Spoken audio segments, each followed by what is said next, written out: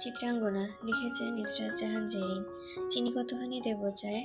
আর এই অবেলায় তুমি চা খাবে? ইচ্ছে মতো দে, খাবো তো তোকে। মানে চা বানা জলদি।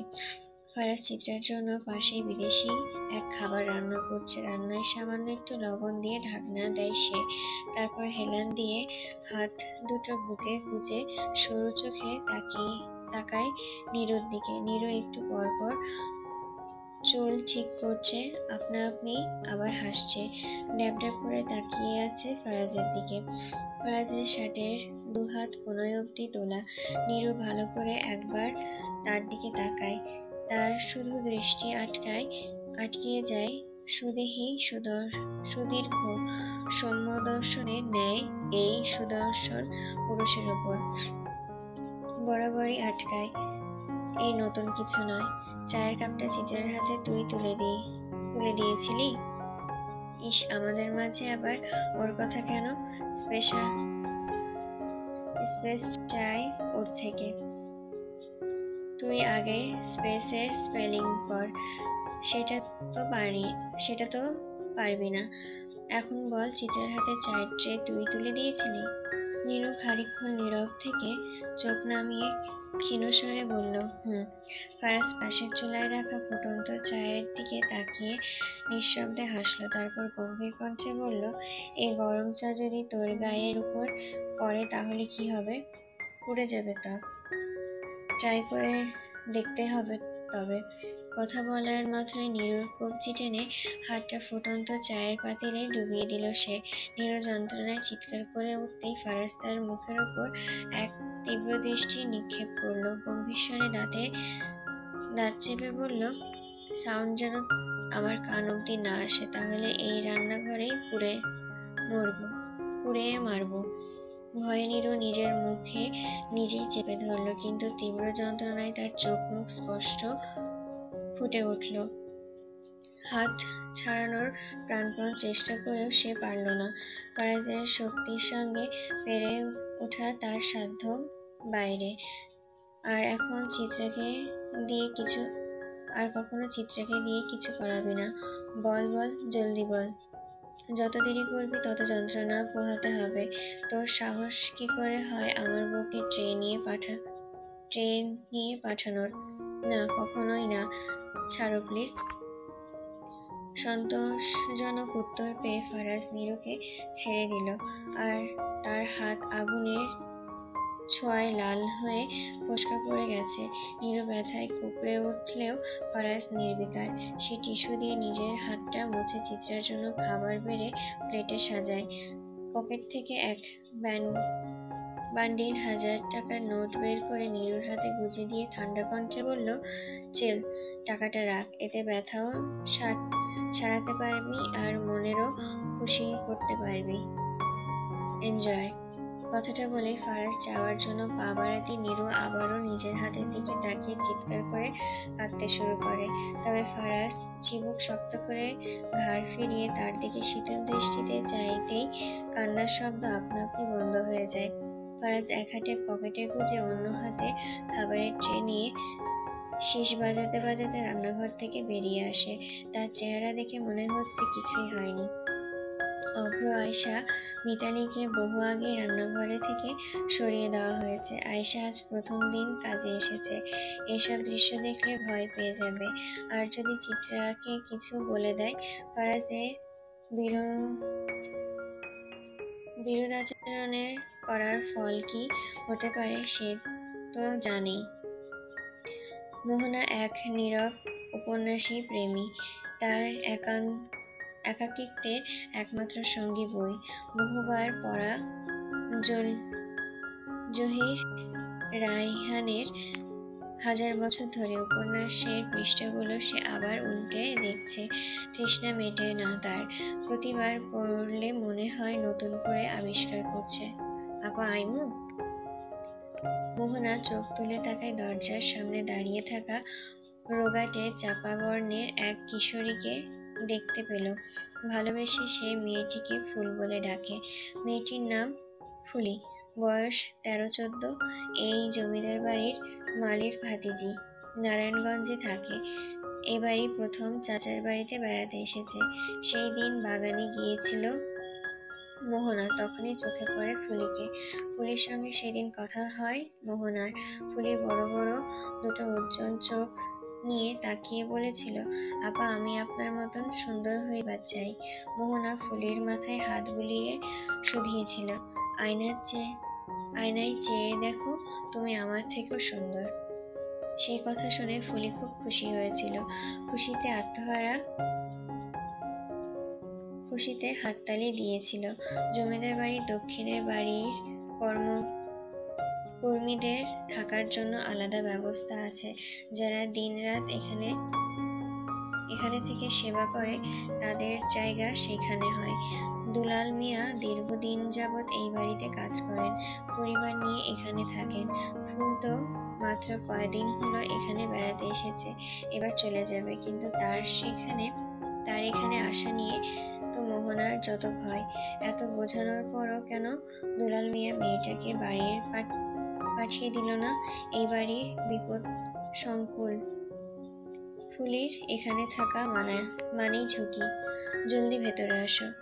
মোহনা বাইরে একটা উঁকি দিয়েই চিন্তিত হলো, কেউ দেখছে না। তারপর ফুলিকে দ্রুত ঘরে ঢুকিয়ে নিল। এই ফুল, তোকে না বলেছি ঘর থেকে বের হবি না, আর তুই এখানে চলে এলি কেন রে?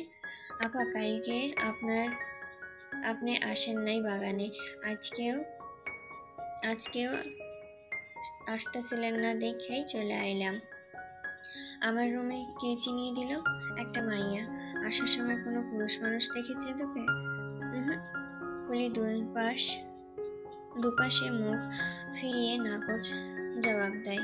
মোহনা ঘড়ির দিকে তাকায়। দুপুরে খেয়ে বাড়ির পুরুষরা বাইরে বেরিয়েছে। ইদানিং রাত থেকে দিনের কাজ করে এরা। নিহানটা ঘরে আছে। এই সময় বউ নিয়ে দরজা আটকে ঘুমানো তার অভ্যাস। বাড়িতে আর কে আছে? অভ্র, ফারাজ, তাদের নিয়ে ভয় নেই। অন্তত মেয়েলি কোনো বিষয় তো নয়। তবে ভয় হয়, এলাহিদের রক্তেই তো ধমনীতে বইছে। এদের জন্ম পাপ থেকে, আর পাপ তাদের জীবনের একটা অংশ। তবে পাপ কি? কেবলই কি অপরাধমূলক কাজ করাকে পাপ বলে? মিথ্যা বলা, কথা দিয়ে বিশ্বাসঘাতকতা করাও তো পাপ। আর মেয়ে জাতিকে নিচ করে দেখা, সস্তা মনে করা, সেই সব কি মহাপাপ। মোহনা ঘরে খাবার জিনিসের অভাব নেই। রসনের রাত জাগলে ক্ষুধা পায়, তাই ঘরে সবসময় হাজিবাজি এনে রাখে সে। মোহনা সেখান থেকে একটা বিস্কিটের প্যাকেট ফুলের হাতে ধরিয়ে দিয়ে বলল, আমি তোর চাচার সঙ্গে কথা বলবো, তোকে বাড়ি পাঠিয়ে দিতে। ফুলের নিষ্পাপ মুখটা ছোট হয়ে আসে। সে তো মোহনা আপাকে এত পছন্দ করে, তবুও মোহনা আপা খালি তাকে বাড়ি যেতে বলে। মাত্র 2-4 দিন হলো সেইখানে বেড়াতে এসেছে। জীবনে এত বড় বাড়ি কখনো চোখে দেখেনি। এত জলদি বাড়ি চলে গেলে কেমন করে হয়? আপা, সবসময় আমারে যাইবার কন কেন? আমার এই জায়গা ভালো লাগে, আমি আপনার লাগে থাকবার চাই। মোহনার চোখ অশ্রুজল হলো, কিন্তু সে কাঁদল না। মোহনাদের কাঁদতে নেই, তারা পাথর, তাদের পাথর হয়েই বাঁচতে হয়। তুই ওদের চোখে এখনো পড়িসনি। এই বাড়ি তোদের মতন নারীদের জন্য নয়, বিশেষ করে অসহায় নারীদের জন্য। তোর চলে যাওয়াই ভালো। ওদের নজর বাড়ি থেকে শুরু হয়, বাইরে গিয়ে শেষ হয়। এসব তুই বুঝবি না। মোহনার কঠিন কথা ফুলির মগজে ঢোকে না। সে বিস্কুটের ক্রিম জিভে দিয়ে চেটে মুচকি হাসলো। এখন তুই চলে যা, এখানে আর আসবি না। আমি বাসায় গিয়ে না হয় তোর সঙ্গে দেখা করে আসবো। আর শোন, বাগানে টুই টুই করবি না। যদি করিস তাহলে আর কখনোই তোর সঙ্গে কথা বলবো না, দেখাও করবো না। আমি সব শূন্য চলমু আপা, আপনি রাগ করেন না। মোহনা ফুলিকে একা ছাড়ানোর সাহস পেল না। সঙ্গে নিজে গেল, ঘর অব্দি পৌঁছে দিয়ে পৌঁছে দিবে বলে ঠিক করে।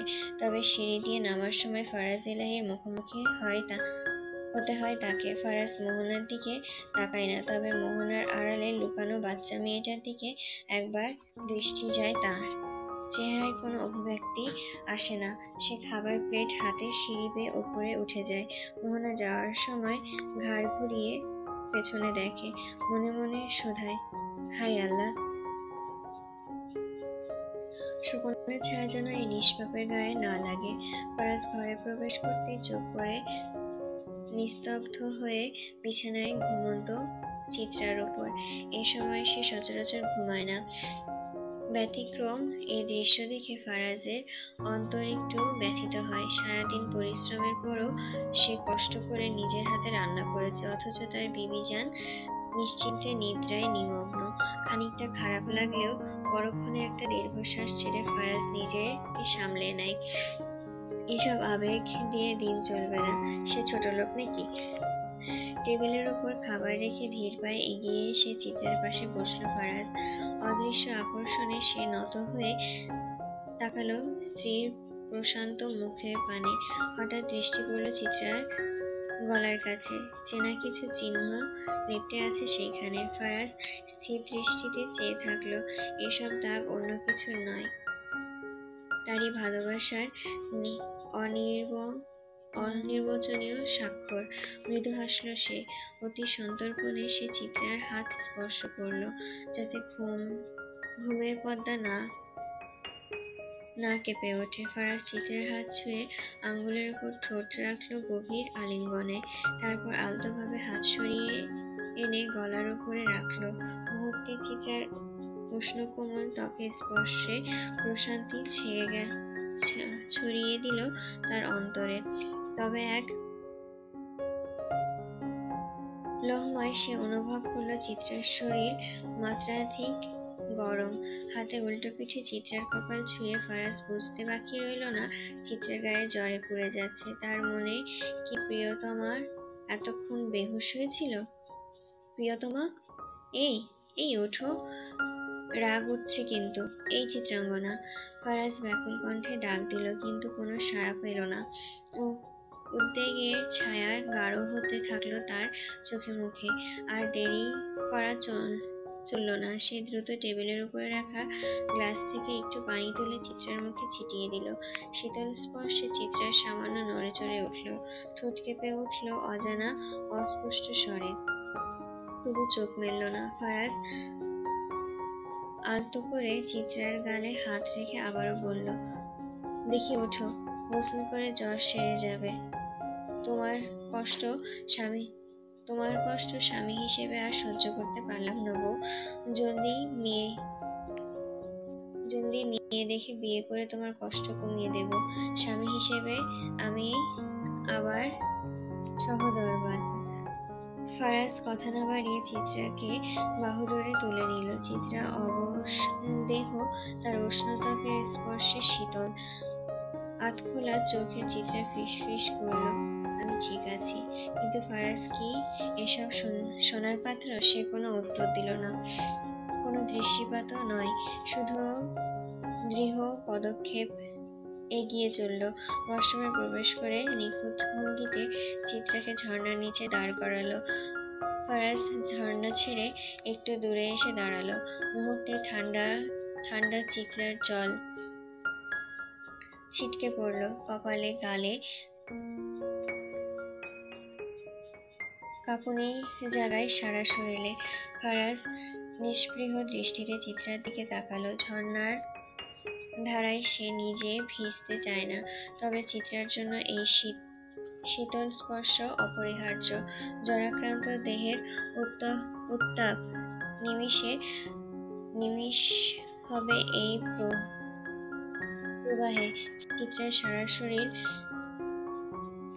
ঠান্ডায় তীব্রতায় তার ঠোঁট কাঁপছে, দৃষ্টিতে ক্লান্তির ছাপ। জলধারায় আঘাতে সে ধীরে ধীরে সঙ্গীত ফিরে পাচ্ছে।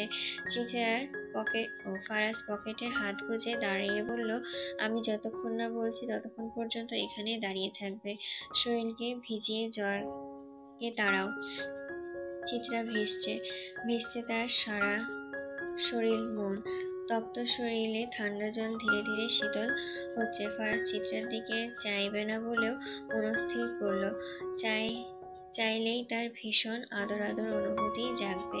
বউটা এমনিতেই এসব কারণে জ্বর হয়েছে, এখন যদি এবার সে ভুল করে কিছু করে বসে, তবে হাসপাতালে দৌড়াতে হবে।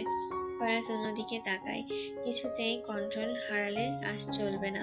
হাত মুঠো হয়ে আসে তার, অনুভূতি নিয়ন্ত্রণ করতে গেলে আপনা আপনি হাতের মুঠো হয়ে আসে তার। শরীরের রগগুলো স্পষ্ট হয়ে ওঠে। সে অনুভূতি হোক ভালোবাসা কিংবা নৃশংসতা। শুনছেন, একটু কাছে আসবেন? চিত্রার দু চোখ ভরা আকুতি। ফারাজ মনের নিয়ন্ত্রণ করে চোখ তুলে তাকায়। উপর থেকে নিচ অব্দি চিত্রার ভেজা শরীরের দিকে চেয়ে একটা শুকনো ঢোক গেলে তার কণ্ঠ মনি বারংবার উপর নিচ ওঠানামা করছে। চিত্রা নিজে থেকে ফারাজকে কাছে ডাকছে। ফারাজ কি করে দূরে দাঁড়িয়ে থাকতে পারে? ডাকার উদ্দেশ্য যাই হোক না কেন, ফারাজ তো জানে তার কাছে যাওয়ার উদ্দেশ্য কি। ফারাজ নেশা ভরা চোখে গভীর কণ্ঠে চিত্রার দিকে চেয়ে নিজের সাদা শার্টের বোতামে হাত রেখে বলল, ক্ষমা করবেন বিবিজান, আপনার স্বামী নিজেকে নিয়ন্ত্রণ করতে ব্যর্থ। ফারাজ এগিয়ে আসে চিত্রার দিকে। চিত্রা বুঝতে বাকি রইল না, ফারাজের যে মনোবল সুবিধার নয়। সে এক পা পিছিয়ে যায়। দেখুন, এখানে না, সবখানেই। ফারাজ বাঁকা হাসলো, হেসে ঝর্ণার নিচে দাঁড়িয়ে কাছে টেনে নিল চিত্রাকে। চিত্রার চোখ প্রতিরোধের ইচ্ছে ছিল হয়তো, এখনো আছে, তবে শরীর সেই ইচ্ছার সঙ্গে সাযুজ্য রাখতে পারছে না।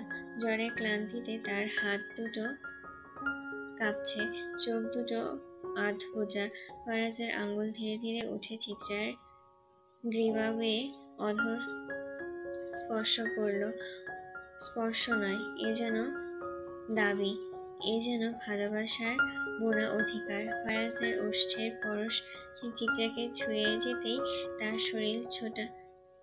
ছোট্ট শরীরটা কেঁপে উঠল। ফারাজ তা দেখে হাসলো, শুধু শোধালো, এখনই ভয় করছে? থেমে পুনরায় হেসে গান ধরল, अभी तो ये पहली मंजिल है, तू तो अभी से घबरा गया। সন্ধ্যায় ধোঁয়াচ্ছন্ন অন্ধকারে পরিবেশ কেমন যেন গোমট হয়ে আছে। বৃষ্টির জলধারা যেখানে স্নিগ্ধতা ছড়ানোর কথা, সেখানে উল্টো এক প্রকার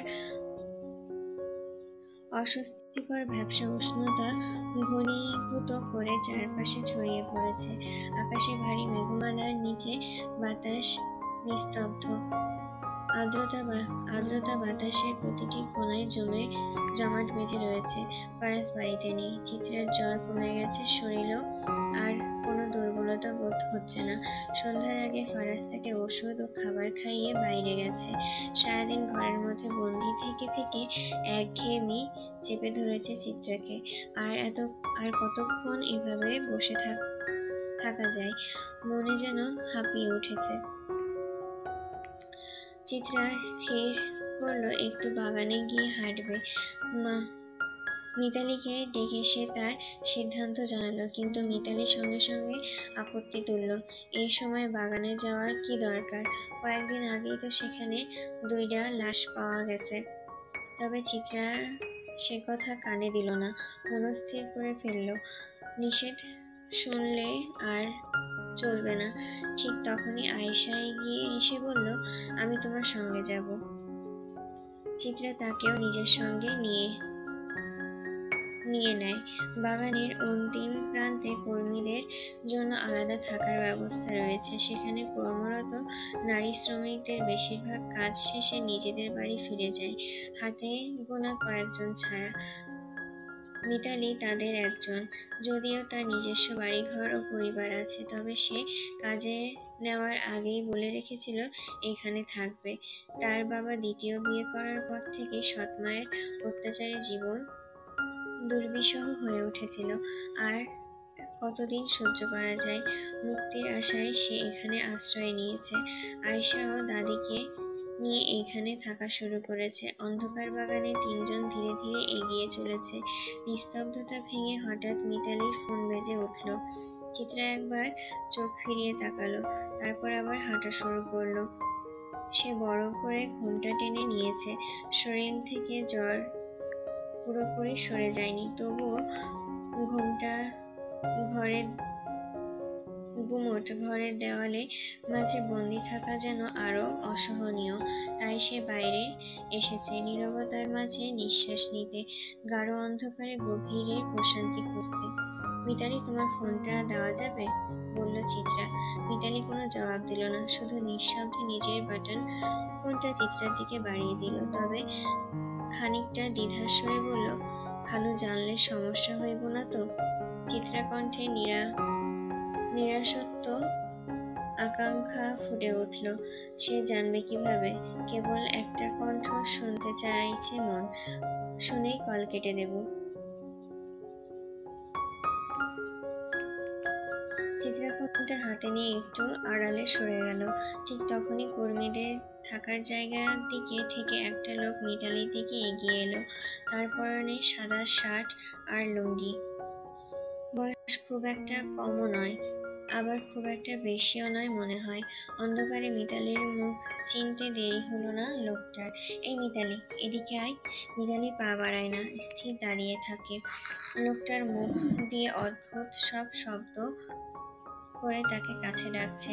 বিরক্ত হয়ে মিতালি একবার চোখ ফেরায় চিত্রার দিকে। কোথায় সে? হুট করে কই চলে গেল? উনি তোকে বিরক্ত করছে? বলো, উনি তোমায় বিরক্ত করছে? বলো আমায়। শালাকে একেবারে গু খাইয়ে ছাড়বো। আয়েশার গলা চিরপরিচিত দম্ভ। এসবে তুমি জড়িও না, মিতালি দ্রুত বলে উঠল। এসব ভয় পায় না আয়েশা। আমি তো একবার পুলিশের পকেট থেকে মারছি। বুকে সাহস না থাকলে এসব কাজ করা যায়? আমি কোনো সাধারণ নারী নই, একেবারে মহিয়সী নারী। সামনের বছর বেগম রোকেয়ার অ্যাওয়ার্ডটাও আমাকেই দেওয়া উচিত।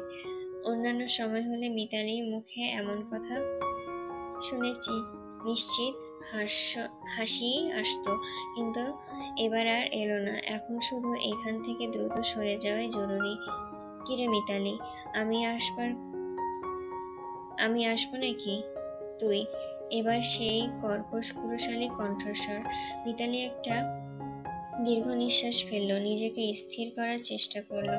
তারপর ধীর পায়ে এগিয়ে গেল। কয়েক মুহূর্ত পরে ফিরে এলো, তবে এবার তার চোখে অস্থিরতার ছাপ। ফিরে এসে চিত্রাকে দেখতে পেল। চিত্রা আর আয়েশার সামনে এসে খানিকটা কাঁচুমাচু ভঙ্গিতে দাঁড়ালো সে।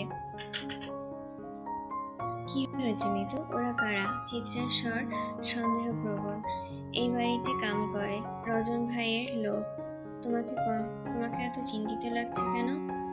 কই না তো আপা, চলেন ভেতরে যাই। খালু আয়েশা যদি দেখে আমরা বাগানে টই টই করতেছি, তাহলে রাগ করবো। চিত্রা আর কিছু না বলে হাঁটতে শুরু করলো, তবে যাওয়ার আগে একবার পেছনে ফিরে তাকালো সেই লোকটার দিকে। বাতির ম্লান আলোতে স্পষ্ট হয়ে উঠল তার লোভাতু দৃষ্টি, বিকৃত হাসি। চিত্রা আর এক মুহূর্ত অপেক্ষা করলো না, দ্রুত পায়ে চালিয়ে বাড়ির ভিতর ঢুকে গেল। বৃদ্ধ স্যাঁতস্যাঁতে একটি ঘর, চারপাশে ভাসমান এক বিদঘুটে আষ্টে গন্ধ, যেন গলিত মাছের অন্তর্গত পচন ছড়িয়ে আছে বাতাসে। এখানে স্তূপ করে রাখা হয় নানান জাতের মাছ, তারপর সেগুলোকে প্রসেসিং করে রপ্তানিযোগ্য করা হয় বিদেশি বাজারের জন্য। ফারাজ ধাতব চেয়ারে বসে পা দোলাচ্ছে, অস্থিরতা তার চেহারায় স্পষ্ট ফুটে উঠেছে। চারপাশে সারিবদ্ধভাবে দাঁড়িয়ে আছে কালো পোশাক পরিহিত মানুষ। নিস্তব্ধ, নড়াচড়া নেই, এক দৃষ্টিতে তাকিয়ে থাকা ছায়ামূর্তি মতন।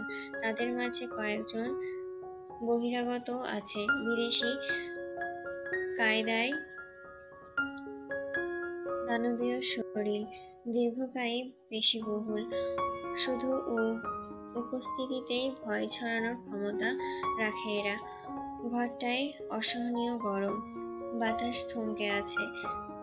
এখানকার ভারী দুর্গন্ধ দম বন্ধ করে রেখেছে সবকিছুই। ফারাজ বিরক্ত হয়ে নিজের গা থেকে কালো ব্লেজারটা খুলে পাশে দাঁড়িয়ে থাকা অভ্রর দিকে বাড়িয়ে দিল, কণ্ঠে স্পষ্ট বিতৃষ্ণা। আইসক্রিমটাকে নিয়ে আসো কুদ্দুসের বাপ। অভ্র কোনো জবাব দিল না, কেবল পাশে দাঁড়িয়ে থাকা কালো পোশাকধারী এক ব্যক্তির দিকে তাকালো। ইঙ্গিতে দেওয়া হলো, বুঝতে দেরি হলো না লোকটার। লোকটি নিঃশব্দে ঘুরে দাঁড়ালো, পেছন থেকে কয়েকজনের ইঙ্গিত সঙ্গ নিল। তারপর দুজন মিলে এগিয়ে গেল হিমবাহের দিকে, সেই কক্ষ যেখানে হিমবাহী পদ্ধতিতে সব মাছ সংরক্ষণ করা হয়। আপাতত তাদের মূল উদ্দেশ্য সেইখানে। কয়েক মুহূর্ত পর তারা ফিরে এলো, তবে এবার শূন্য হাতে নয়।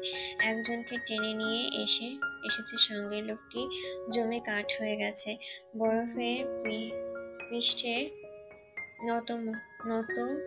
মতো নিথর। মাত্রই তাকে হিমবাহ থেকে বের করা হয়েছে। শরীরে রক্তে কোনো প্রবাহ নেই বললেই মনে হয়, অথচ এখনো শ্বাস চলছে। প্রাণটুকু টিকে আছে কোনো রকমে। হয়তো বেশি সময় সেখানে রাখা হয়নি। রাখা হলে এতক্ষণে নিশ্চয়ই নিথর হয়ে যেত। কক্ষের উষ্ণতার সঙ্গে হিমায়িত শরীরটার সংঘাতে লোকটি কাঁপছে, দাঁতে দাঁত লেগে বিকট আওয়াজ তুলছে। ফারাজ স্থির দৃষ্টিতে তাকিয়ে রইল তার দিকে। মুখে কোনো অভিব্যক্তি নেই, শুধু ঠান্ডা নিরাসক্ত দৃষ্টি। লোক দুটো পড়ে থাকা লোকটার দিকে এগিয়ে আসতে ফারাজ হাত দিয়ে ইশারায় তাদের সরে দাঁড়াতে বলল। আইসক্রিমটাকে একটু গলতে তো দে। লোক দুটো ধীরে ধীরে সরে দাঁড়ালো। পরিবেশের ভারী নীরবতার মাঝে অভ্র এখনো নিস্তব্ধ। তার চিবুক শক্ত হয়ে আছে, নাক ক্রমাগত ধাক্কা দিচ্ছে মাছের কাঁচা পচা গন্ধ। বাতাসের আর্দ্রতাও চিটচিটে হয়ে উঠেছে, ঘামের সাথে মিশে এক অস্বস্তিকর আস্তরণে গড়ে তুলেছে গায়ের ওপর। কিন্তু ফারাজ, সে কিভাবে বসে আছে? ফারাজ তার হোলস্টার থেকে কোল্ট পাইথনটা বের করে হাতে নিয়ে ভালো করে খুঁটিয়ে দেখলো। দেশে আসার পর পিস্তলটা ছুঁয়ে দেখার প্রায় বন্ধই করে দিয়েছে সে। এসব কি ফেয়ার? মোটেও নয়। ফারাজ পিস্তলের দিকে গভীর মনোযোগ দিতেই পড়ে থাকা লোকটাকে প্রশ্ন করলো, এই যে চাঁদু, তুমি যে বাটপারি করলে আমার সঙ্গে, এখন তোমার সঙ্গে কি করা উচিত বলো তো? হিউম্যান ফ্রাই করা উচিত কি? লোকটির দেহ ঠান্ডায় অবশ হয়ে আছে, তবুও আতঙ্কে জ্বর তার শরীর বেয়ে ধপধপ করে চুইয়ে পড়ছে। অর্ধনগ্ন দেহ কাঁপছে অবিরাম। হাড়ের ভেতরে বরফ গলার স্রোত বেয়ে চলেছে। তার ফ্যাকাশে ঠোঁট কেঁপে উঠল অস্পষ্ট শব্দ। ফিসফিসিয়ে বেরিয়ে আসলো কণ্ঠনালী ছুঁয়ে, স্যার, ক্ষমা করে দেন, ভুল হয়ে গেছে আমার। লোকটার স্বর জড়ানো, ভাঙা, যেন কোনো মৃতপ্রায় প্রাণী শেষ শক্তিটুকু নিংড়ে নিচ্ছে জীবনে ভিক্ষার জন্য। ঠান্ডার চেয়েও প্রবল শঙ্কা তাকে আচ্ছন্ন করে রেখেছে, অথচ সামনে বসে থাকা পুরুষটির মুখে একটুও অনুশঙ্কা নেই। ঠান্ডার চেয়েও অথচ ক্ষমা। ফারাজ মুখ বাঁকিয়ে হাসল, তাচ্ছিল্য মিশ্রিত সেই হাসি, অদ্ভুত সেই হাসির ধরন। হ্যাঁ রে কুদ্দুসের বাপ, এই হাফ নিষ্ঠুর অপরাধের পাণ্ডুলিপিটা একটু পাঠ করে শোনাও তো। শালার জাঙ্গিয়াটা দেখছনি? ক্যানভি ক্লাইন, এই নিমক হারাম আমার নাম বেচে কি লেভেলের মাল কামাইছে ভাবা যায়? জাঙ্গিয়ার ব্র্যান্ড ফুটপাতের থেকে ক্যানভি ক্লাইনে চলে গেছে। ফোনটা দাও তো। কেউ একটা চুচ্যাট বসতেই অভ্র খানিকক্ষণ চুপ থেকে ভ্রুকুটি করে সরু সুরে সুর মিলিয়ে বলল, বুঝলেন না ভাই, অল্প পানির মাছ বেশি পানিতে গেলে যা হয় আর কি, ফুটানি করে বেশি। অভ্র মুখ বাঁকিয়ে থেমে পুনরায় বলল, শালার ভাব ধরে গুলশানের ভেতরে ভেতরে গুলিস্তান। বাপরে ডাকে বাজান, ধুইয়া খায় মান সম্মান। ওয়াও क्या কবিতা है, এত সুন্দর কবিতা পারো দেখাই তো বেটা তোমারে বিয়া হয় না। দাঁড়াও, তোমার জন্য চুচ্যাট মার্কা একটা পোস্ট করতে হবে দেখছি। ফারাজ লোকটার সামনে ফারাজ ধীরে ধীরে এগিয়ে এলো। তার বুটের নিচে শুকনো মেঝে চাপা পড়ে ক্ষীণ খসখসে শব্দ হচ্ছে। সে নিঃশব্দে দাঁড়িয়ে কিছুক্ষণ পড়ে থাকা লোকটিকে দেখল। চোখে মুখে কোনো অনুভূতি নেই। লোকটা ভয়ে হেঁচে পেছানোর চেষ্টা করলো, তবে অধিক সময় ঠান্ডায় জমে থাকার কারণে হাত পা অবশ হয়ে গেছে, নড়াচড়া একদমই শক্তি নেই। ফারাজ হাঁটু গেড়ে লোকটার সামনে ঝুঁকে বসলো। পকেট থেকে লাইটার বের করে ধরিয়ে লোকটার গলার কাছটায় ছুঁয়ে দিতে চিৎকার ছড়িয়ে পড়ল ঘরটায়। নিজে বাঁচানোর চেষ্টা করার জন্য অবশ হাত পা ছোড়াছুড়ি শুরু করলো।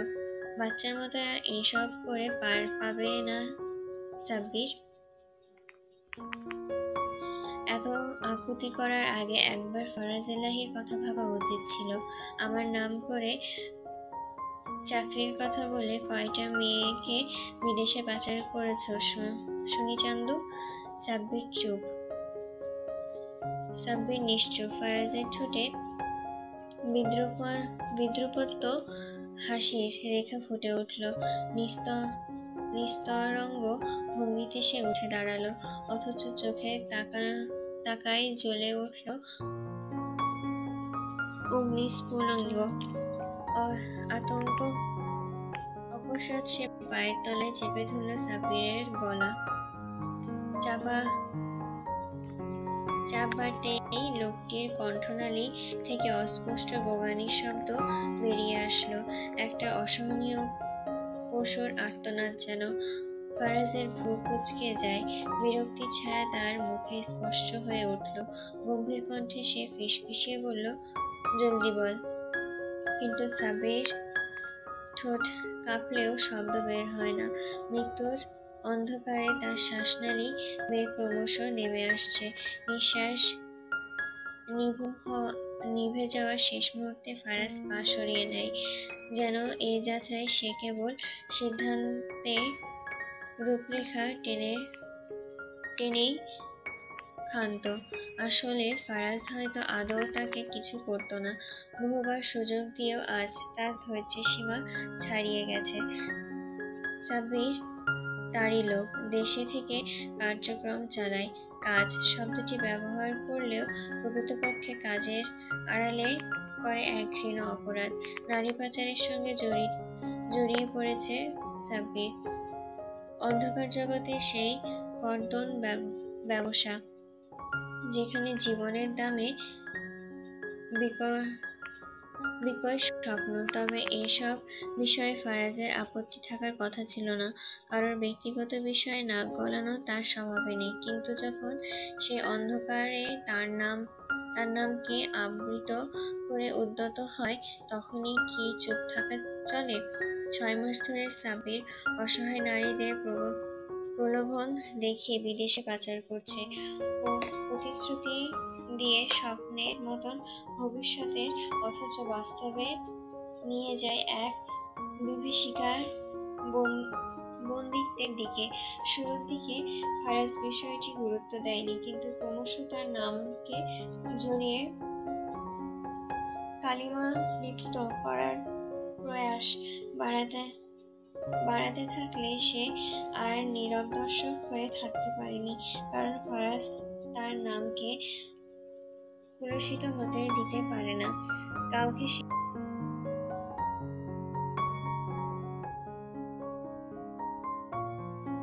এই সুযোগ দেবে না। সে টেবিলের উপরে রাখা টাইটেনিয়াম জারটি হাতে তুলে নিল। ভেতরে টকবক করছিল ফ্লোরোসিক অ্যাসিড। সাব্বির আতঙ্কে খানিকটা পেছনে হতেই দুইজন লোক শক্ত করে হাতে তাকে চেপে ধরল। ফারাজ গুনগুন করে 90 দশকের একটা ইংলিশ ফোক সং গাইতে গাইতে ধীরে ধীরে জারটি কাত করল সাব্বিরের বুকের ওপর। ভেতরে খুব বেশি অ্যাসিড ছিল না, তবুও যেটুকু ছিল ততটুকুই যথেষ্ট। প্রথম ফোঁটা বুকে ছেটা মাত্রই সাব্বির দম ফেটে গেল। ভয়ঙ্কর আর্তনাদ। শুরুতে এক মুহূর্তের জন্য কিছুই অনুভব হলো না। তারপর চামড়ার নিচে স্নায়ুগুলোতে এক অস্বাভাবিক জ্বলনি ছড়িয়ে পড়ল। ফুটতে থাকা পানির মতন চামড়াও স্তর গলতে লাগলো। কয়েক সেকেন্ডের মধ্যে জায়গাটি কালচে হয়ে গেল। আর একটু পরে হালকা ধোঁয়া উঠতে শুরু করলো। সাব্বিরের চিৎকার অসহনীয় হয়ে উঠল, যেন শরীর থেকে আত্মা ছিঁড়ে বের করে আসছে। কিন্তু তার মুখে চেপে ধরে রাখার কেবল ভেতরে থাকা গুমড়ে ওঠা বিকৃত গোঙানি বের হলো। তার চোখ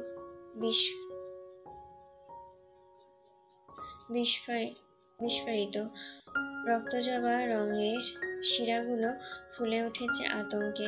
অ্যাসিডের প্রবল মাত্রা কয়েক মুহূর্তের মধ্যে আরো ভয়ঙ্কর হয়ে উঠল। যেখানে তরল ছিটিয়ে পড়েছিল সেখানের অংশে মাংস ধীরে ধীরে খসে যেতে লাগলো। সাদা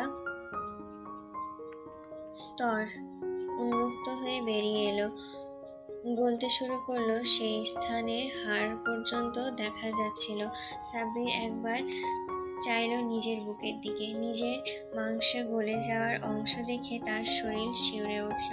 সে কোনোভাবে হাত পা ছাড়ানোর চেষ্টা করলে তার দেহ আরো শক্ত করে ধরে রাখা হলো।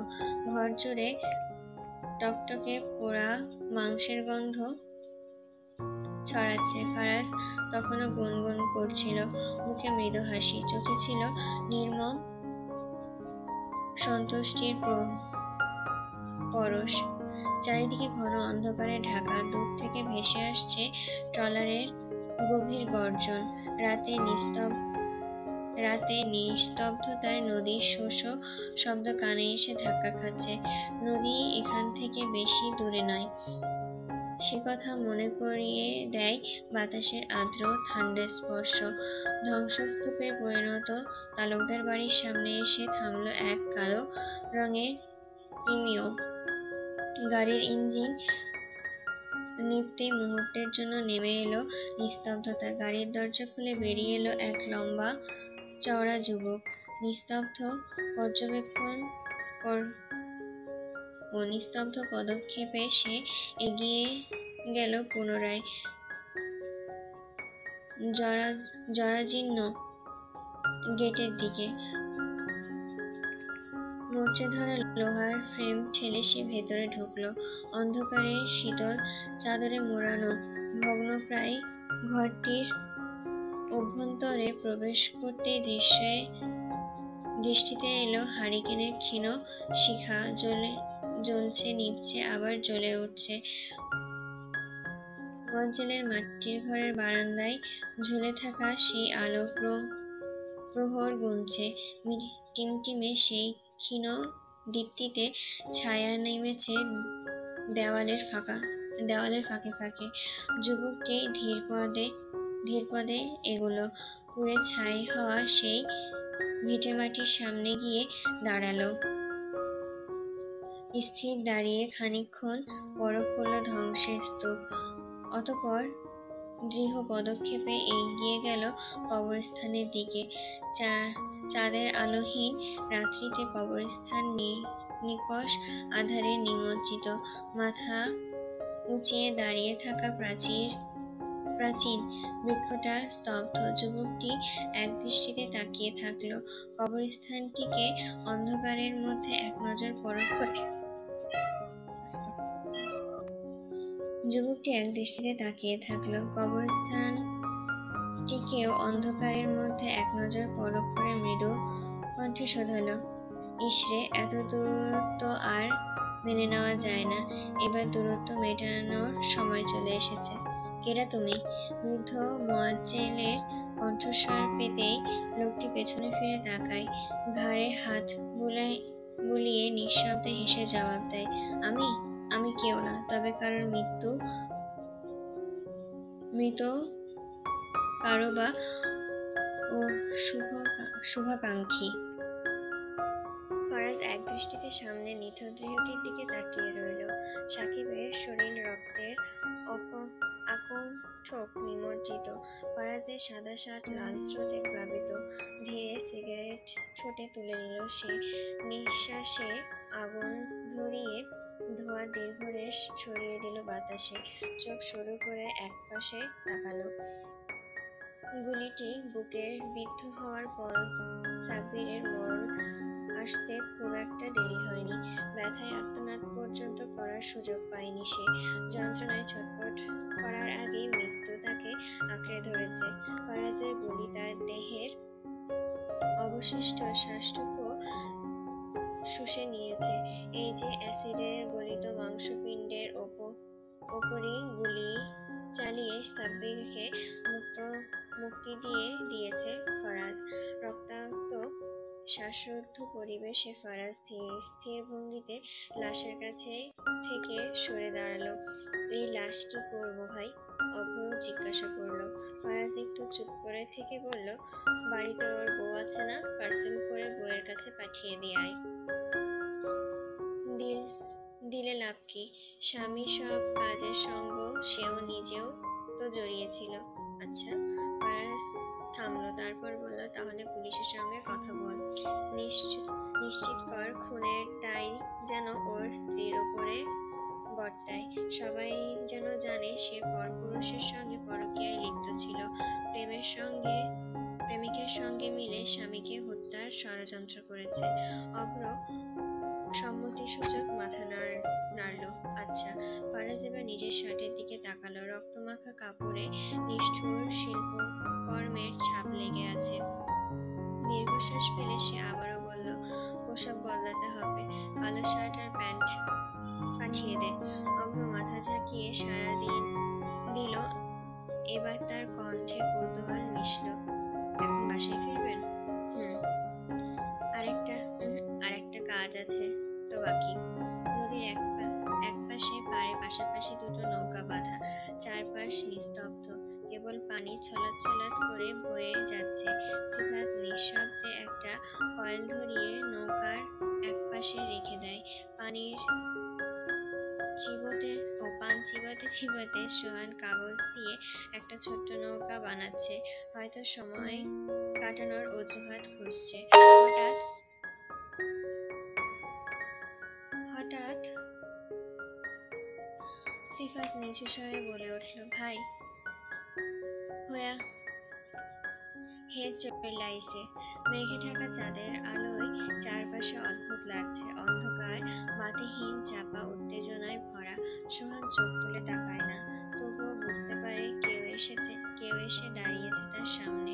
লম্বা চওড়া গঠনের এক লোক, যার মুখে অন্ধকারে ঢাকা। সোহান তার চেহারা দেখতেও চাইল না, দরকার নেই, সে জানে কে এসেছে। সোহান খানিকক্ষণ নীরব থেকে ধীর গলায় বলল, মেলা দেরি কইরা ফেলাইছো, তাও তো আইলা। তোমার পক্ষে তোমার অপেক্ষায় তৈর ছিলাম। এই সিফাইটটা 2 কাপ সরওয়ালা মালাই চা আন। সাহেবের কাপে একটু বেশি দিবার কইস। লোকটা তার পাশে এসে দাঁড়ালো, বসলো, তারপর গলা খাকারি দিয়ে বলল, কি খবর জানতে চাও? সোহান কোনো প্রতিক্রিয়া দেখালো না, নদীর জলের দিকে তাকিয়ে রইল। সময়ের ভারী নীরবতা ভেদ করে সিফাত এসে হাজির হলো, হাতে ধোয়া ওঠা চায়ের পেয়ালা। সে 1 কাপ সোহানের দিকে বাড়িয়ে দিল, অন্যটি লোকটির হাতে তুলে দিল। লোকটি অন্যমনস্ক ভঙ্গিতে পকেট থেকে সিগারেটের প্যাকেট বের করলো। অতি পরিচিত দক্ষতায় সিগারেট ঠোঁটে চেপে আগুন ধরালো, তারপর গভীরভাবে টান নিয়ে ধোঁয়ার কুণ্ডলী ছড়িয়ে দিল সন্ধ্যার বাতাসে। কয়েক মুহূর্ত নীরবতা বজায় রেখে চুমু বসালো চায়ের কাপে। শীতল স্বরে বলল, জলদি বলো, কেন ডেকেছো? কি খবর জানতে চাও? সোহান চোখ তুলে তাকায়, কণ্ঠস্বর তার স্থির, কিন্তু ভেতরে অস্থিরতা দোল খাচ্ছে। চিত্রার খবর জানবার চাই। আর কতকাল তারে নিজে দেখবা? এইবার আমাগোরও সুবিধা কইরা দাও। লোকটা মৃদু হাসলো, বলল, সময় হোক, এখনো তো নিজেই ভালো করে দেখতে পেলাম না। আমার কাজ শেষ হলে চিত্রার সান্নিধ্য তুমি অবশ্যই পাবে। সোহান গম্ভীর গলায় বলল, খালি তোমার লাইগাই এখনো সংযম দেখাইতাছি, নাইলে কবে কাম সাইরা ফেলতাম। দেখো সোহানের মাইয়া মানুষের প্রতি এত নজর নাই, তবে ওই মাইয়ার যে রূপের বর্ণনা শুনছি তাতে তো দেখার স্বাদ জাগছে, তার থেকে বেশি কিছুই না। আমার মতন পাপীগোর কাছে সৌন্দর্যের মূল্য নাই। আমার সৌন্দর্যের নিলামে তুলি। আমাগোর জন্য রূপ বিলাসিতা নয়, ব্যবসার পণ্য। আমার সৌন্দর্য পেটে পেট চালায়। লোকটির মাথা নেড়ে বলল, চিত্রা কেবল সুন্দরী নয়, সে দহন সুবিধা, আগুনের মতন তার রূপ। সময় হলে তাকেও সরবরাহের তালিকায় যুক্ত করা হবে। আগে তো দেখি, ছুঁয়ে কাছে যাই। সোহানের কাজ ঝাঁকিয়ে বলল, কাছে যাইতে গিয়া প্রেমে পইড়া যাইও না। প্রেম ধ্বংস করার অস্ত্র। এই অস্ত্রের গর্দান পড়লে জীবনে একেবারেই পেঁচা মরবো। দূরে কোনো লঞ্চে নেভিগেশন বাতি আলো হঠাৎ করেই লোকটির গায়ে পড়ল। মুহূর্তে স্থির হয়ে মিলিয়ে গেল অন্ধকারের অতল গহ্বরে। ক্ষণিকের জন্য সোহানের দৃষ্টি আটকে গেল লোকটির পরিধে কালো শার্টের উপর। পরক্ষণেই সেই দৃষ্টি ফিরিয়ে নিল। লোকটি আর বসে রইল না এখানে নির্বাক বসে থেকে মুহূর্ত ভয় করার অবকাশও নেই তার কাছে। সে ধীর পদক্ষেপে উঠে দাঁড়ালো। চারপাশে কালো উত্তন্ন অন্ধকার তাকে আপন শূন্যতায় আহ্বান জানাচ্ছে। সে সোহানের দিকে হাত বাড়িয়ে শক্ত সংক্ষিপ্ত কর্মন্ধ করল, গম্ভীর গলায় বলল, উঠলাম। সোহান নির্বিকারভাবে মাথা নাড়িয়ে সম্মতি দিতেই লোকটি উঠে দাঁড়ালো। দৃষ্টির সীমানা ভেদ করে ধীর পদক্ষেপে এগিয়ে যায় অন্ধকারের গহীন গহ্বরে। এক মুহূর্তের মধ্যেই তার অস্তিত্ব মিলিয়ে যায় রাতের অতলে। সোহানের গভীর নিঃসীম কালো চোখ দুটো স্থির দৃষ্টিতে চেয়ে থাকে লোকটির অদৃশ্য হয়ে যাওয়া পথে। কিন্তু সেখানে কেবল ঘন অন্ধকার আবরণ। সেখানে দেখার কিছু নেই, থাকারও কথা নয়। প্রকৃতি তার সন্ধ্যার শোক চাদর বিস্তর করে রেখেছে সেইখানে। রওশন বাড়ির প্রবেশ পথে পা রাখতেই চিত্রার সঙ্গে মুখোমুখি হলো। আয়েশা ও মিতালিও চিত্রার পাশে দাঁড়িয়ে। চিত্রা এক মুহূর্ত ইতস্ত করলেও অবশেষে বিনীত ভঙ্গিতে সালাম জানালো। এবারের মানুষের সঙ্গে তার বেশি কথা হয়নি কখনোই। কখনো একটা অদৃশ্য দূরত্ব গেঁথে আছে, এক ধরনের অস্পষ্ট বিচ্ছিন্নতা যা চিত্রাকে কুয়াশার মতন আচ্ছন্ন করে রেখেছে। তার এই নতুন পরিবেশের সঙ্গে মানিয়ে নিতে হয়তো আরো সময় লাগবে। স্কুল জীবনেও সে ছিল নিঃসঙ্গ, সহপাঠীদের জটলায় মিশে যাওয়ার ক্ষমতা তার ছিল না। ক্লাসের নির্জন এক কোণায় বসে দিন পার করত। বন্ধু বলে কেউ কখনো ছিল না। চিত্রা কালো ওড়নাটা প্রশস্ত আরো শক্ত করে মাথায় জড়িয়ে নিল। রোশন চিত্রার দিকে সরু চোখে তাকিয়ে জিজ্ঞাসা করলো, কোথায় গিয়েছিলাম? চিত্রা কণ্ঠ ক্ষীণ, ভাইয়া, এই তো একটু বাগানে গিয়েছিলাম। রোশনের গলার স্বর কম্পার ছিটে ফোটাও নেই। এই বাড়ির আশেপাশে বন জঙ্গলের অভাব নেই। রাতের বেলা সুন্দর মাইয়াদের এইভাবে একা ঘুরার ঘুরে বেড়ানোর শোভা পায় না। আমি ঘরে যাচ্ছি। রওশন একবার আয়েশার দিকে দৃষ্টিপাত করলো, খানিকক্ষণ নীরব থেকে ব্যঙ্গ মিশ্রিত গলায় জিজ্ঞাসা করলো, তুমি আবার কে? নতুন কামের মাইয়া? আয়েশার মুখে নির্লিপ্ততা, স্থির কণ্ঠে উত্তর দিল, জি, আমি হলাম আয়েশা, ম্যাট্রিক ফেল, পকেটমার স্পেশালিস্ট। রওশনের চোখের পলক নড়ল। মেয়েটি নির্লজ্জ স্বীকারোক্তি তার সামান্য বিস্তর করেছে, তবে মুখে সেই বিস্ময়ের লেশমাত্র প্রকাশ করল না। পরিমিত স্বরে বলল, এত বোন নিয়া এই বাড়িতে আইলা কেমনে? চিত্রা আর ফারাজ ভাইয়ের নিয়ামত। আয়েশা এবার নির্লিপ্ত স্বরে উত্তর দিল। রওশন একটু প্রতিক্রিয়া দেখালো না। তার গায়ে জড়ানো কালো চাদরটা এক ঝটকায় সামনে নিয়ে নিচু স্বরে বলল, নিয়ামতের কারণে যে আবার কিয়ামত না চলে আসে। কথার তীক্ষ্ণতায় আয়েশার মুহূর্তের জন্য থমকে গেল। তার কিছু বলার সুযোগ দেওয়ার আগেই রওশন বাড়ি থেকে বেরিয়ে যায়। চিত্রা রওশনের যাওয়ার পথে একবার তাকায়। রওশনের দৃষ্টি আড়ালে চলে গেলেই চিত্রা ঘরের ভেতরে প্রবেশ করলো। ভেতরে মোহনা, নীরু এবং নদী বসেছিল। নদী তখন নীরুর হাতে মলম লাগিয়ে দিচ্ছিল। ব্যথায় নীরু বারবার ছ্যাঁত করে উঠছিল, তবুও মুখে কোনো অভিযোগ নেই। নদী এক মুহূর্ত চুপ করে রইল, তারপর দীর্ঘশ্বাস ছেড়ে বলল, নীরু, কেন করো এসব? তুমি ওরে চেনো না? এলাহি বাড়ির মাইয়া হইয়াও কেন কইরা এইসব ভুল করো? মন রে বুঝাইতে চাই ভাবি, পারি না, মন তো বোঝে না। আপনার যত্ন কইরা লালন পালন করার স্বপ্ন যদি অন্য কেউ কাইরা নেয় তাহলে কেমন লাগবো? নদী গভীর এক নিঃশ্বাস ফেলে নিস্তব্ধ হয়ে গেল। তার আবার স্বপ্ন শব্দটি এই বাড়ির বাতাসে বিলীন হয়ে গেছে বহু আগেই। তার অস্তিত্ব কেবল নীরুর মতন কিছু বোকা হৃদয়ে রয়ে গেছে, যারা এখনো অনুভব করতে চায়, এখনো আশায় বুক বাঁধে।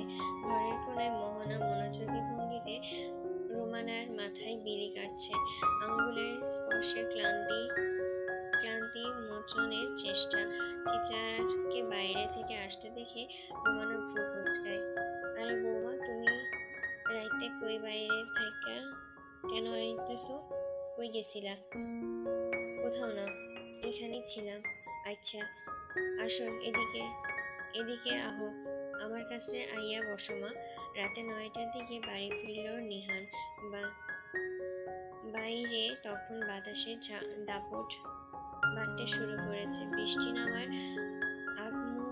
আগম বার্তা স্পষ্ট। সদর গেট অতিক্রম করতেই আচমকা ছোট্ট একটা শিশু তার সঙ্গে ধাক্কা খায়। বাচ্চাটির পরনে ধুলামাখা একটি হাফ প্যান্ট, গায়ের সাদা স্যান্ডো গেঞ্জি। নিঃশ্বাসের সঙ্গে সঙ্গে নাক থেকে সর্দি গড়িয়ে পড়ছে, ভারসাম্য হারিয়ে প্রায় পড়ে যাচ্ছিল। কিন্তু নিহানের হাত দ্রুত তার সঙ্গে তাকে ধরে ফেলে। আরে বাবু! নিহান আশ্চর্য হয়ে একবার আশেপাশে তাকায়। তোমার আব্বু কই? জানি নে। নিহান জানে এই বাচ্চাটি মালির ছোট ছেলে। বিরক্তিতে তার ভ্রু কুঁচকায়। এমন বৈরী আবহাওয়ায় এত রাতে কেউ বাচ্চাকে এভাবে ছেড়ে দেয়? আশেপাশে মালির অস্তিত্ব না পেয়ে সে পকেট থেকে ফোন বের করে কল করতে উদ্যত হয়। ঠিক তখনই দ্রুত পায়ে এক কিশোরী ছুটে আসে। ছেলেটিকে এক ধমক দিয়ে কোলে তুলে নেয় সে। বলে, বেশি খারাপ হয়ে গেছোস? কি সাহস একা একা বাইরে চইলা আইসো? খাড়া কাকি আম্মারে কইতাছি। নিহান ফোন করার প্রয়োজন বোধ করলো না। একবার মেয়েটির দিকে তাকালো। তার পরনে সবুজ রঙের একটি ফ্রক। চেহারায় কৈশোরের ছাপ স্পষ্ট। বয়স বেশি নয়, তবে উচ্চতায় লম্বা। তবে এসব নিয়ে নিহানের মাথা ঘামায় না। সে ঘরের ভেতরে ঢোকার জন্য পা বাড়াতেই হঠাৎ কাঁধের ওপর কারো হাতের স্পর্শ অনুভব করে। ঘাড় ঘোরাতেই দেখলো জুনায়েদ এলাহিকে। কি বাজান, এখানে দাঁড়াইয়া আছো কেন? কণ্ঠে স্বভাবস্বরূপ নরম। নিহানের দৃষ্টি আবারও মেয়েটির দিকে চলে যায়। ততক্ষণে সে অনেকটাই দূরে চলে গেছে। তার দৃষ্টি অনুসরণে জুনায়েদ এলাহিও ওই দিকে তাকায়। কিছুক্ষণ নীরব থেকে প্রশ্ন করলো, ওইখানে কি দেখছো? না, কিছু না। ওই মেয়েটিকে আগে দেখিনি। যাই হোক, বাসায় চলুন। জুনায়েদ এলাহি হালকা মাথা নাড়ে। দুজন একসঙ্গে বাড়ির ভেতর প্রবেশ করে। বাইরে তখনও দমকা হাওয়া। বৃষ্টি এলো বলে। রোমানা অনেক আগেই নিজের কক্ষে প্রবেশ করেছেন। রাতে আহার প্রস্তুত করতে নদী রান্নাঘরে ব্যস্ত। আর ফারিয়া একবার নিচে নামলেও নিহান আসার সঙ্গে সঙ্গেই ঘরে ফিরে গেছে। খাবারের সময় হলে তবেই আবার আসবে। চিত্রাও রুমে চলে গেছে। কি নাকি কাজ আছে। নিরুর শারীরিক ও মানসিক অবস্থা বিচলিত। এমনিতেই সে চিত্রাকে কখনো সহানুভূতির চোখে দেখেনি। আর আজকের ঘটনার পর তো তার মন আরো বিদ্রোহী হয়ে উঠেছে। ভাবি, বলেন না, কি করলে ফারাজ ভাইকে পাবো? আমি যে আর সহ্য করতে পারছি না। মোহনার কাঁধে মাথা রেখে নিরু হাউমাউ করে কেঁদে উঠল। তার চোখের কোণে জমে থাকা নোনা জল থরথর করে কাঁপছে। হঠাৎ পেছন থেকে এক সুরেলা পরিচিত কণ্ঠ তার কান্নার গতিকে থামিয়ে দিল। কালো মালিক হাত পেতেছে। চাঁদ ধরিতে চায়, বামন কি আর হাত বাড়ালে চাঁদের দেখা পায়? মোহনা দ্রুত ফিরে তাকালো। দরজার চৌকাঠে দাঁড়িয়ে আছে ফারাজ। তার পাশে অভ্রনীল সরকার, মানে অভ্র। ফারাজের চোখে সেই চিরচেনা ব্যঙ্গ, ঠোঁটের কোণে অবহেলার এক চিলতে হাসি। নিরু এক পলক তাকিয়ে থাকলো, তারপর দ্রুত চোখ মুছে নিল। ফারাজ ধীর পায়ে এগিয়ে এলো। এক হাত প্যান্টের পকেটে গুজে দাঁড়ালো। নিরু আর তার মধ্যকার দূরত্ব মিনিমাম 1 হাত।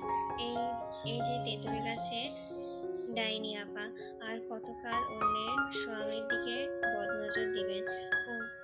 কেন কোন দিন না জানি আপনার নজরের কারণে তার পেট খারাপ হয়ে যায়। নিরু জবাব দেয় না, তবে তার বদলে মোহনার নিরেট কণ্ঠে বলে উঠল, আর কতজনকে কষ্ট দেবা ফারাজ? ফারাজ ভ্রুকুটি করল। ঠোঁটের কোণে সেই অমোঘ ব্যঙ্গচিত্র ফুটে উঠল। ভাবি, কোন ধরনের কষ্টের কথা বলছেন? না মানে, কষ্টের তো বিভিন্ন ধরনের আছে। এই ধরেন, কোষ্ঠকাঠিন্যতা নিয়ে বাথরুমে গেলেও কিন্তু কষ্ট হয়। আপনি কি তেমন কিছু মিন করছেন? মজা করছো? ছ্যা, ওইসব ছোটলোকি কারবার। এই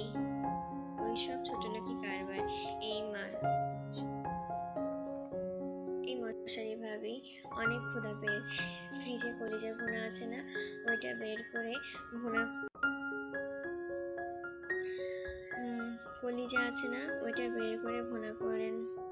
করেন না। আর মশারি ভাবি বলে ডাকছি বিধায় রাগ করবেন না। কি করব বলেন, মশারির মতন কি সব পরে থাকেন সব সময়। তবে আরো ভালো লাগে তবে আরো লাগলে বলবেন, কিন্তু আমার ঘরটাও দিয়ে দেব। আমার আবার অনেক বড়, আই মিন মন। নীরু গলায় জমে থাকা নোনা জল গড়িয়ে ফারাজের দিকে তাকালো।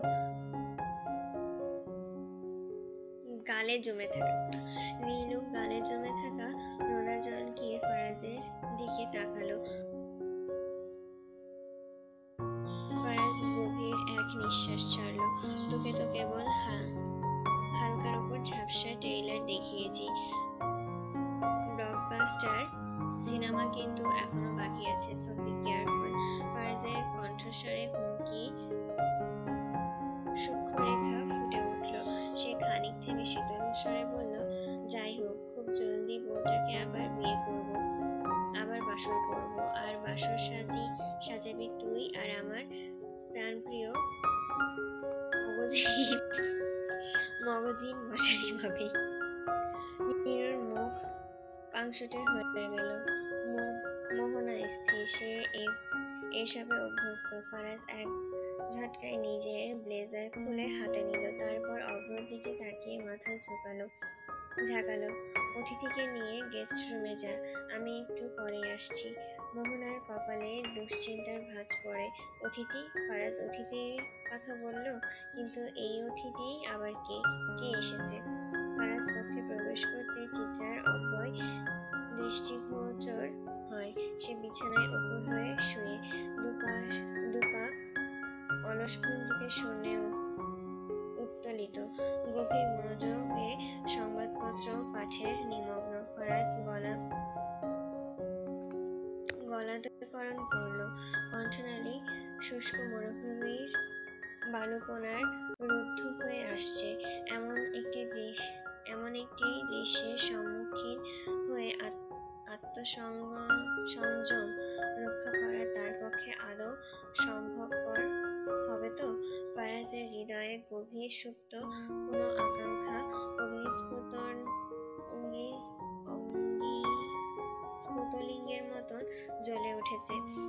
সেই অনুভূতিকে সংবরণ করার প্রয়াস নিদারুণ ক্লেশ সাধ্য হয়ে উঠেছে তার জন্য। ফারাজ নিঃশব্দে এগিয়ে এসে চিত্রার কেশরাশির ভেতরে আঙুল চালিয়ে দেয়। নরম কোমল অন্ধকারে সংস্পর্শে শিহরিত হয়ে ওঠে। মুহূর্তে চিত্রার চমকে উঠল, দ্রুত ফিরে তাকালো কাঠে, কঠোর কণ্ঠে বলল, এই বেটা, ভয় পাচ্ছি না? ফারাজ গভীর চোখে চিত্রার দিকে চেয়ে বলল, বেটা কি?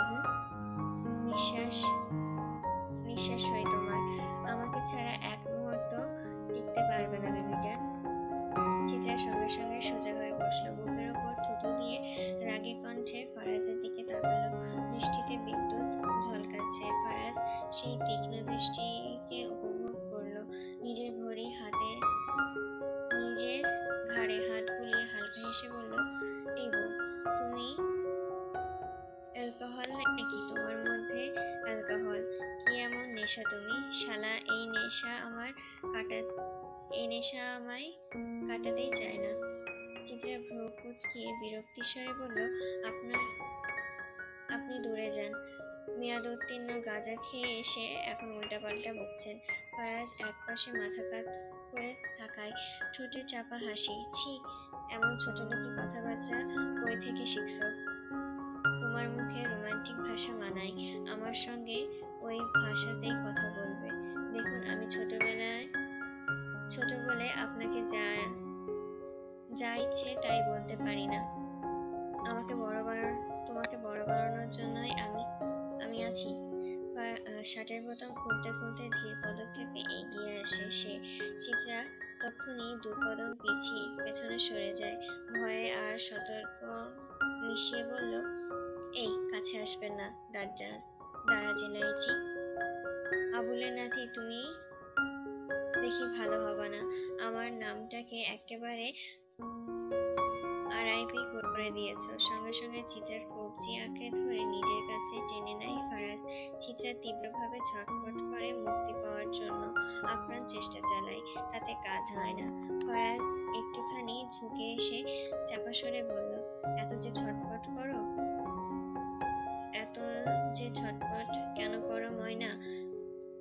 আমার সঙ্গে পেরে উঠবে? সাইজে তো 5 ফুট 4। কোনো সুবুদ্ধি নিয়ে 6 ফুট 4-এর একটা পুরুষের সঙ্গে লাগতে আসো। আমার কাছে পৌঁছাতে হলে তো মই ব্যবহার করতে হবে। চিত্রা প্রচন্ড বিরক্ত। সে ঠোঁট চেপে জবাব দেয়, ঘোড়ার ডিম। ফারাজ থমকে দাঁড়ায়, অপলক দৃষ্টি চিত্রার দিকে তাকিয়ে থাকে। সেই চোখে গভীরে কি এক অভাবনীয় নেশা লুকিয়ে আছে। চিত্রা নিঃশ্বাস নিতে ভুলে গিয়ে কাপা কণ্ঠে বলল, এই দেখো।